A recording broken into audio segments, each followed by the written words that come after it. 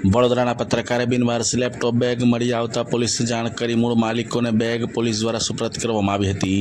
વડોદરા શહેરના આજરોડ વિસ્તારમાં બે બેગ બિનવારસી હાલતમાં જોવાતા સ્થાનિકોએ પત્રકાર તોફિક મેમણને સૌપ્રથમ જાણ કરી હતી। આ બેગને ચેક કરતા પહેલા સમય સૂચકતા વાપરતા તોફિક મેમણે આ બિનવારસી બેગ મળેલ અંગેની જાણ પોલીસને કરી હતી।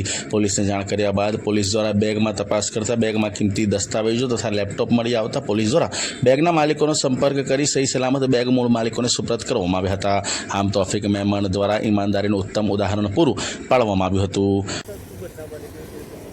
સર ઘટનામાં એવું હતું કે અમે રાજપીપળાથી આવતા હતા અને સોમા તળાવ પર અમે બંને કારમાં હતા અને એક અજાણ્યા શખ્સે અમને એવું કીધું કે અમારી ગાડીમાં આગળ ધુમાડો નીકળે છે અને ઓઇલ લીક થાય છે।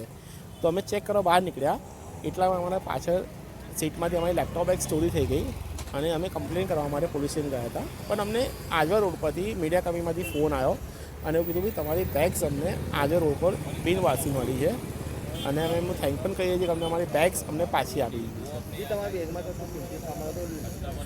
હા સર, મારી બેગમાં છે મારું કંપની લેપટોપ હતું અને આ ભાઈનું પોતાનું લેપટોપ હતું અને બાકી અમારા ડોક્યુમેન્ટ્સ હતા, આધાર કાર્ડ ને બધું હતું, એ બધું અમને પાછું મળી ગયું છે।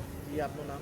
મારું નામ વિરલ હર્ષદભાઈ શાહ છે અને હું ઓપી રોડ દેવદીપનગરમાં રહું છું સાહેબ।